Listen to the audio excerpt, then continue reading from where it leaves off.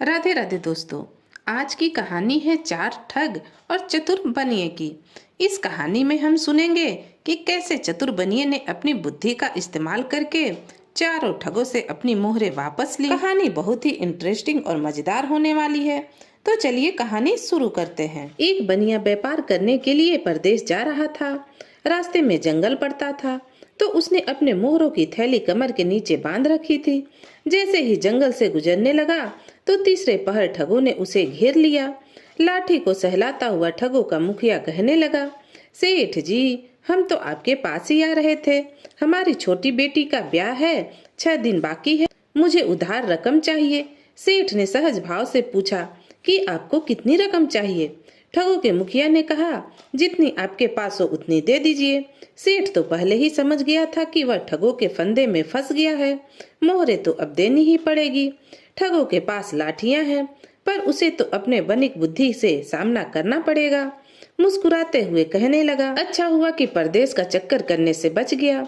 मैं उधारी के धंधे पर निकला हूँ। शगुन भी अच्छे हुए हैं, कुछ गिरवी भी रख सकते हो। गिरवी? ठगों के मुखिया ने चौंक कर कहा, गिरवी तो मेरी जीभ है, कहे तो इसे काट कर दे दूं। तो सेठ ने गर्दन हिलाते हुए कहा, नहीं, काटने की जरूरत नहीं, यह तो मुंह में ही शोभा देती है। फिर बनिया ने चुपचाप मोहरे की थैली निकाली और गमछे पर मोहरे खाली करते हुए कहने लगा, सिर्फ एक मोहर राह खर्च के लिए तो मैं रखूंगा। ठगों के मुखिया ने शराफत दिखाते हुए कहा, क्यों सेठ जी, एक ही क्यों, 2 रख लीजिए। बनिए ने मुस्कुराते हुए कहा, बनिए का बेटा हूँ ना, बेकार ब्याज क्यों गवा दूं। ठगों का मुखिया बड़ा खुश हुआ। ऐसा उदार व्यक्ति तो आज तक उसने न देखा था और न ही सुना था।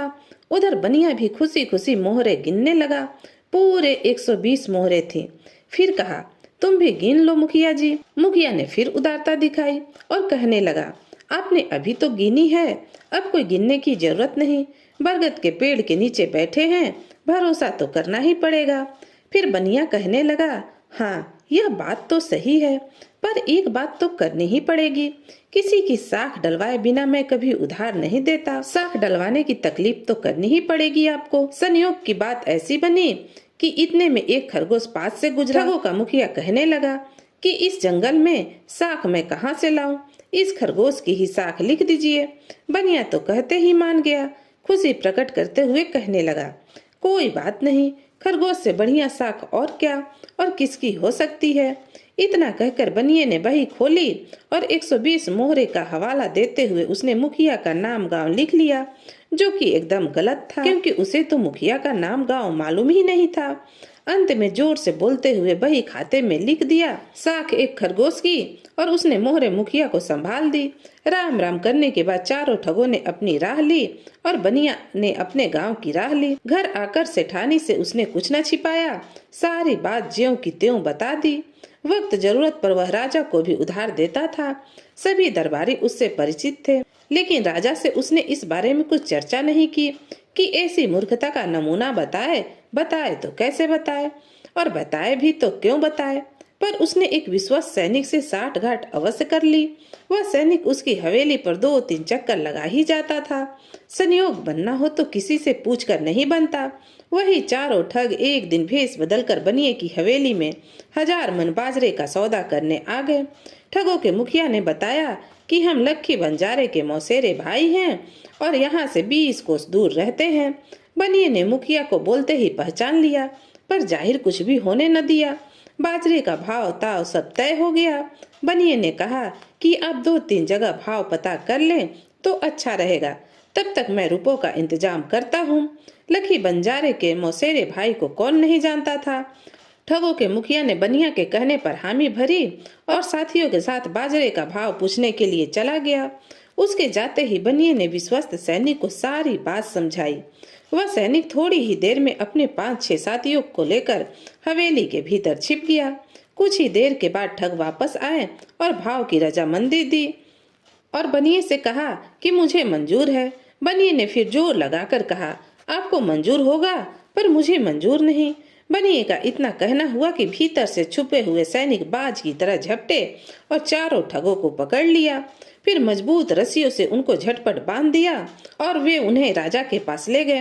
राजा जी के सामने बिल्कुल ही वो मुकर गए कि बनिया सरासर झूठ बोल रहा है, वो तो उससे पहली बार मिले हैं। राजा जी भी अब असमंजस में पड़ गए। उन्होंने बनिए से पूछा, तुमने की कोई साख डलवाई थी या नहीं? बनिए ने उत्तर दिया कि डलवाई थी हुजूर, जरूर डलवाई थी। बही में साफ साफ लिखा है कि साख एक लोमड़ी की। मुखिया के तीनों साथी एक साथ बोल पड़े, अन्नदाता, बनिया सरासर झूठ बोल रहा है, यह लोमड़ी कहाँ से आ गई? उस समय तो खरगोश पास से निकला था। ठगों के मुखिया ने उनकी ओर इशारा भी किया था, पर उन्होंने देखा नहीं। बनिया को झूठा साबित करने के लिए वे राजा के चेहरे की ओर देख रहे थे। तब तक बनिया बही खोलकर राजा के सामने से गया और कहने लगा, यह देखिए, तीनों सच कह रहे हैं हुजूर।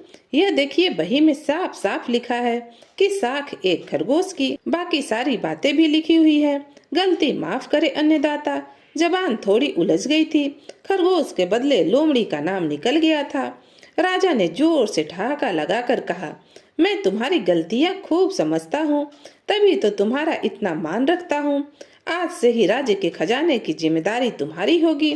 फिर दीवान की ओर देखते हुए कहा, इन चारों के ललाट पर ठग का दाग लगा दो और इनकी सारी जायदाद जब्त करके अपने राज्य से 100 कोस की दूरी पर इन्हें भेज दो। गनीमत समझो कि इन्हें सूली पर नहीं चढ़ाया गया। राजा के इतना कहते ठगों के मुखिया ने सूली की खातिर बहुत हाथ पैर जोड़े। कहा, इस बेइज्जती से तो अच्छा है कि हमें सूली पर ही चढ़ा दीजिए। पर महाराज तो नहीं माने, सो नहीं माने की बुद्धि का मुकाबला न ठग कर सकते हैं और न ही कोई चोर कर सकते हैं, तो डकैत कैसे करें? तो दोस्तों, आपको यह कहानी कैसी लगी कमेंट करके जरूर बताइएगा। और अगर आप मेरे चैनल पर नए हैं, ऐसी नई नई कहानियाँ सुनने के लिए मेरे चैनल को सब्सक्राइब भी कीजिएगा। तो फिर मिलते हैं एक नई कहानी के साथ। तब तक के लिए राधे राधे।